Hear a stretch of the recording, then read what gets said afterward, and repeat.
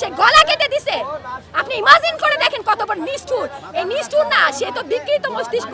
বিকৃত কখন হলো? নেশা গ্রহণ করতে করতে। নেশা আসলো কোত্থেকে? আনলো কে? তাদেরকে ধরে। নিরাপত্তা চাই এলাকাতে, আবাসিক এলাকার যে কোয়ালিটি থাকার দরকার সেই কোয়ালিটি চাই আমরা, মিনিমাম কোয়ালিটি নিশ্চিত করতে হবে। আপনি দেখেন যে আপনি সকালে আসলে আপনার মাথা নষ্ট হবে, পুরো রাস্তা গাড়িওয়ালা অতিষ্ঠ হয়ে বলে ভাই সিএনজি সরান, সরায় না, টনক দেখায়, ওরা মিসবিহেভ করে, প্রত্যেকে অতিষ্ঠ, কেউ মুখ খোলে কেউ মুখ খোলে না।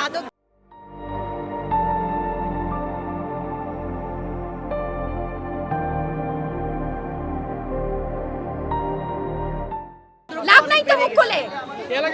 অতিরিক্ত রিসেন্টলি এই গভর্নমেন্ট আসার পরেরটা বলি, আমি যেহেতু বিয়ে হয়ে আসছি এখানে মিনিমাম 15 ইয়ার্স আগে আমি দেখেছি দূরে দূরে, এখন তো আমার বাড়ির সামনে আমার প্রকাশ্যে বিক্রি হচ্ছে প্লাস সেবন করছে।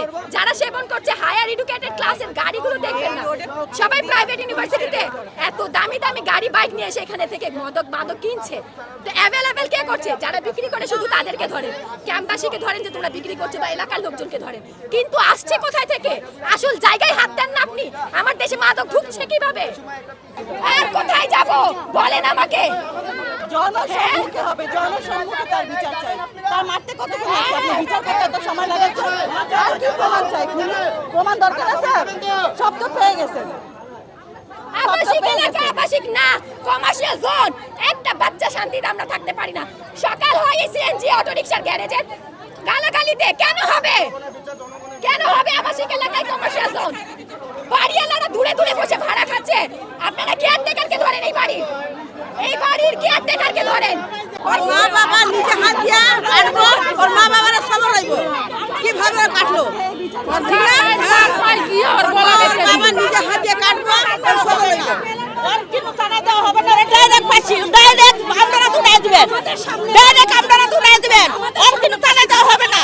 ও কি কাজ করলো? ছোট একটা বাচ্চাকে কেন এই কাজ করলো? হে, ওর টাকা কিন্তু দেওয়া হবে না। এর আপনারা তুলে দিবেন, আমরা বিচার করবো না, আমরা বিচার করবো, আমরা বিচার করবো। এর কিন্তু টাকা দেওয়া হবে না, আমরা ডাইরেক্ট মারবো। আরে এই ডাইরেক্ট আমরা মেরালাম, ওরা ডাইরেক্ট আমরা মেরালাম। সরকার পারবে না, এটা আমরা পারবো। শুনেন কত ঘটনা হয়েছে, কিন্তু বিচার হয়েছে, কিন্তু বিচার পাইছে, কিন্তু বিচার পান নাই। যদি দেরি হয় তাহলে প্রশাসন সেরকম নরম বিচার, এটাই প্রমাণ করবে, এটাই প্রমাণ করবে। কালকে আমাদের সামনে থেকে মহিলাকে নিয়ে গেল না, কেন নিয়ে গেল? আমরা ফাইনাল ডিসিশন আসতে আসতে আমরা কিছুই দেখবো না। এই জন্য ভয়টা সৃষ্টি হয় না, অন্যদের মনে ভয় সৃষ্টি করার জন্য। এটা দ্রুত